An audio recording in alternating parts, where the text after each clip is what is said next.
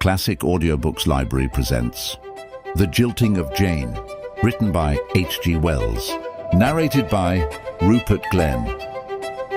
Please share where you are listening from by dropping your city or country in the comments below. I love seeing how far these stories travel. Now let's begin. As I sit writing in my study, I can hear our Jane bumping her way downstairs with a brush and dustpan she used in the old days to sing hymn tunes, or the British national song for the time being, to these instruments. But latterly, she has been silent and even careful over her work. Time was when I prayed with fervour for such silence, and my wife with sighs for such care. But now they have come. We are not so glad as we might have anticipated we should be. Indeed, I would rejoice secretly, though it may be unmanly weakness to admit it, even to hear Jane sing Daisy, or by the fracture of any plate but one of Euphemia's best green ones, to learn that the period of brooding has come to an end. Yet how we longed to hear the last of Jane's young man before we heard the last of him. Jane was always very free with her conversation to my wife, and discoursed admirably in the kitchen on a variety of topics, so well indeed, that I sometimes left my study door open, our house is a small one, to partake of it. But after William came, it was always William, nothing but William. William this and William that. And when we thought William was worked out and exhausted altogether, then William all over again. The engagement lasted altogether 3 years. Yet how she got introduced to William, and so became thus saturated with him, was always a secret. For my part, I believe it was at the street corner, where the Reverend Barnabas Bow used to hold an open-air service after evensong on Sundays. Young cupids were wont to flit like moths round the paraffin flare of that centre of high church hymn-singing. I fancy she stood singing hymns there, out of memory and her imagination, instead of coming home to get supper. And William came up beside her and said, "Hello." "Hello yourself," she said. And etiquette being satisfied, they proceeded to talk together. As Euphemia has a reprehensible way of letting her servants talk to her, she soon heard of him. "He is such a respectable young man, ma'am," said Jane. "You don't know." Ignoring the slur cast on her acquaintance, my wife inquired further about this William. "He is second porter at Maynard's, the drapers," said Jane, "and gets 18 shillings and nearly £1 a week, ma'am. And when the head porter leaves, he will be head porter. His relatives are quite superior people, ma'am, not labouring people at all. His father was a greengrocer, ma'am, and had a churner, and he was bankrupt twice. And one of his sisters is in a home for the dying. It will be a very good match for me, ma'am, me being an orphan girl." "Then you are engaged to him?" asked my wife. "Not engaged, ma'am, but he is saving money to buy a ring, hammy-fist." "Well, Jane, when you are properly engaged to him, you may ask him round here on Sunday afternoons and have tea with him in the kitchen. For my Euphemia has a motherly conception of her duty towards her maid servants, and presently the amethystine ring was being worn about the house, even with ostentation, and Jane developed a new way of bringing in the joint, so that this gauge was evident. The elder Miss Maitland was aggrieved by it, and told my wife that servants ought not to wear rings. But my wife looked it up in Inquire Within and Mrs. Motherley's Book of Household Management, and found no prohibition. So Jane remained, with this happiness added to her love. The treasure of Jane's heart appeared to me to be what respectable people call a very deserving young man. "William, ma'am," said Jane one day suddenly, with ill-concealed complacency as she counted out the beer bottles. "William, ma'am, is a teetotaler." "Yes, ma'am, and he don't smoke." "Smoking, ma'am," said Jane, as one who reads the heart, "do make such a dust about, beside the waste of money and the smell. However, I suppose they got to do it, some of them." William was at first a rather shabby young man, of the ready-made black coat school of costume. He had watery grey eyes, and a complexion appropriate to the brother of one in a home for the dying. Euphemia did not fancy him very much, even at the beginning. His eminent respectability was vouched for by an alpaca umbrella, from which he never allowed himself to be parted. "He goes to chapel," said Jane. "Here's Papa, Mum." "His what, Jane?" His papa, ma'am, was church. But Mr. Maynard is a Plymouth brother, and William thinks it policy, ma'am, to go there too. Mr. Maynard comes and talks to him quite friendly when they ain't busy, about using up all the ends of string, and about his soul. He takes a lot of notice, do Mr. Maynard, of William and the way he saves his soul, ma'am. Presently we heard that the head porter at Maynard's had left, and that William was head porter at 23 shillings a week. "He is really kind of over the man who drives the van," said Jane, "and him married with 3 children." And she promised, in the pride of her heart, to make interest for us with William, to favour us, so that we might get our parcels of drapery from Maynard's with exceptional promptitude. After this promotion, a rapidly increasing prosperity came upon Jane's young man. One day we learned that Mr. Maynard had given William a book. "Smiles, Help Yourself, it's called," said Jane. "But it ain't comic. It tells you how to get on in the world, and somewhat William read to me was lovely, ma'am." Euphemia told me of this, laughing, and then she became suddenly grave. "Do you know, dear," she said, "Jane said one thing I did not like." She had been quiet for a minute, and then she suddenly remarked, "William is a lot above me, ma'am, ain't he?" "I don't see anything in that," I said, though later my eyes were to be opened. One Sunday afternoon about that time, I was sitting at my writing desk. Possibly I was reading a good book, when a something went by the window. I heard a startled exclamation behind me, and saw Euphemia with her hands clasped together and her eyes dilated. "George," she said in an awe-stricken whisper, "did you see?" Then we both spoke to one another at the same moment, slowly and solemnly.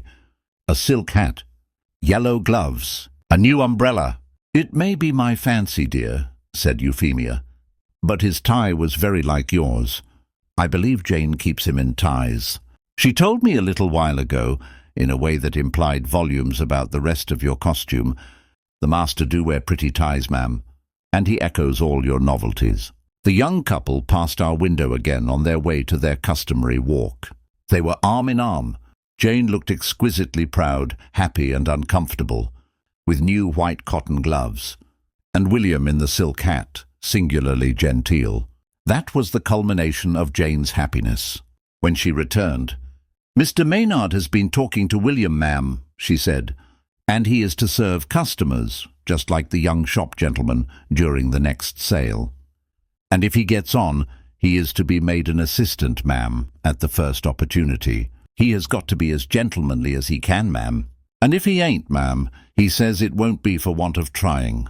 Mr. Maynard has took a great fancy to him." "He is getting on, Jane," said my wife. "Yes, ma'am," said Jane thoughtfully, "he is getting on." And she sighed. That next Sunday, as I drank my tea, I interrogated my wife. "How is this Sunday different from all other Sundays, little woman? What has happened? Have you altered the curtains, or rearranged the furniture, or where is the indefinable difference of it? Are you wearing your hair in a new way without warning me? I perceive a change clearly, and I cannot for the life of me say what it is." Then my wife answered in her most tragic voice, "George," she said, "that William has not come near the place today, and Jane is crying her heart out upstairs." There followed a period of silence. Jane, as I have said, stopped singing about the house, and began to care for our brittle possessions, which struck my wife as being a very sad sign indeed. The next Sunday and the next, Jane asked to go out, to walk with William, and my wife, who never attempts to extort confidences, gave her permission and asked no questions. On each occasion, Jane came back looking flushed and very determined. At last, one day she became communicative. "William is being led away," she remarked abruptly, with a catching of the breath, apropos of tablecloths. "Yes, ma'am. She is a milliner, and she can play on the piano." "I thought," said my wife, "that you went out with him on Sunday."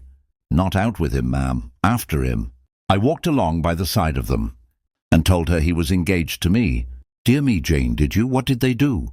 Took no more notice of me than if I was dirt. So I told her she should suffer for it. It could not have been a very agreeable walk, Jane. "Not for no parties, ma'am." "I wish," said Jane, "I could play the piano, ma'am, but anyhow, I don't mean to let her get him away from me. She's older than him, And her hair ain't gold to the roots, Mum. It was on the August bank holiday that the crisis came. We do not clearly know the details of the fray, but only such fragments as poor Jane let fall. She came home dusty, excited, and with her heart hot within her. The milliner's mother, the milliner, and William had made a party to the art museum at South Kensington, I think. Anyhow, Jane had calmly but firmly accosted them somewhere in the streets, and asserted her right to what, in spite of the consensus of literature, she held to be her inalienable property. She did, I think, go so far as to lay hands on him. They dealt with her in a crushingly superior way. They called a cab.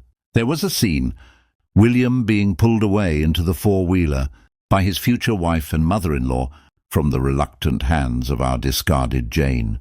There were threats of giving her in charge. "My poor Jane," said my wife, mincing veal as though she was mincing William. "It's a shame of them. I would think no more of him. He is not worthy of you." "No, ma'am," said Jane, "he is weak." "But it's that woman has done it," said Jane. She was never known to bring herself to pronounce that woman's name, or to admit her girlishness. I can't think what minds some women must have, to try and get a girl's young man away from her. But there, it only hurts to talk about it, said Jane. Thereafter our house rested from William, but there was something in the manner of Jane's scrubbing the front doorstep, or sweeping out the rooms, a certain viciousness, that persuaded me the story had not yet ended. "Please, ma'am, may I go and see a wedding tomorrow?" said Jane one day. My wife knew by instinct whose wedding. "Do you think it is wise, Jane?" she said. "I would like to see the last of him," said Jane. "My dear," said my wife, fluttering into my room, about 20 minutes after Jane had started, "Jane has been to the boot hole and taken all the left-off boots and shoes, and gone off to the wedding with them in a bag. Surely she cannot mean—" "Jane," I said, "is developing character. Let us hope for the best." Jane came back with a pale, hard face. All the boots seemed to be still in her bag, at which my wife heaved a premature sigh of relief. We heard her go upstairs and replace the boots with considerable emphasis. "Quite a crowd at the wedding, ma'am," she said presently, in a purely conversational style, sitting in our little kitchen and scrubbing the potatoes. "And such a lovely day for them." She proceeded to numerous other details, clearly avoiding some cardinal incident. "It was all extremely respectable and nice, ma'am, but her father didn't wear a black coat, and looked quite out of place, mum. Mr. Piddingquirk—" "Who?" "Mr. Piddingquirk, William that was, ma'am, had white gloves, and a coat like a clergyman, and a lovely chrysanthemum. He looked so nice, ma'am. And there was red carpet down, just like for gentlefolks. And they say he gave the clerk 4 shillings, ma'am."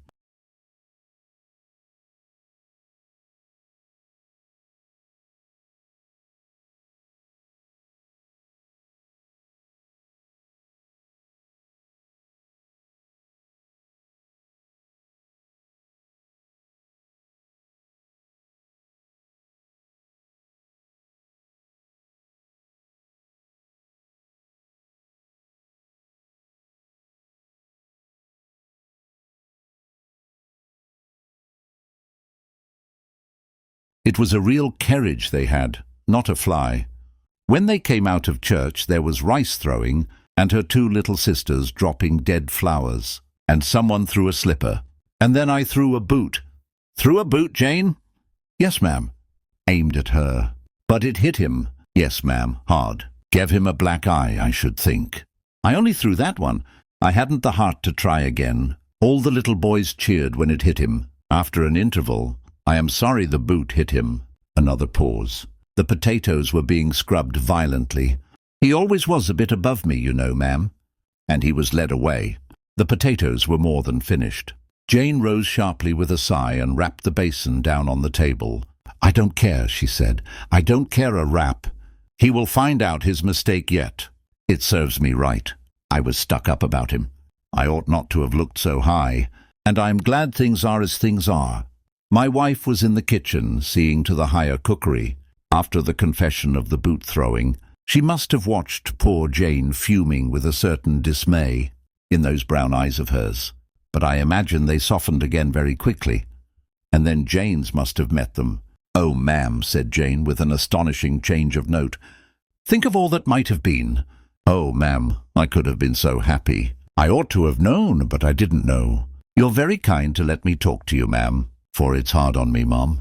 It's hard, and I gather that Euphemia so far forgot herself, as to let Jane sob out some of the fullness of her heart. On a sympathetic shoulder, my Euphemia, thank heaven, has never properly grasped the importance of keeping up her position, and since that fit of weeping, much of the accent of bitterness has gone out of Jane's scrubbing and brushwork. Indeed, something passed the other day with the butcher boy, but that scarcely belongs to this story. However, Jane is young still, and time and change are at work with her. We all have our sorrows, but I do not believe very much in the existence of sorrows that never heal. This concludes the end of the story. Thank you for listening to Classic Audiobooks Library. To hear more free stories like this, be sure to subscribe and turn on notifications. We hope you will join us again for more timeless stories. Until next time.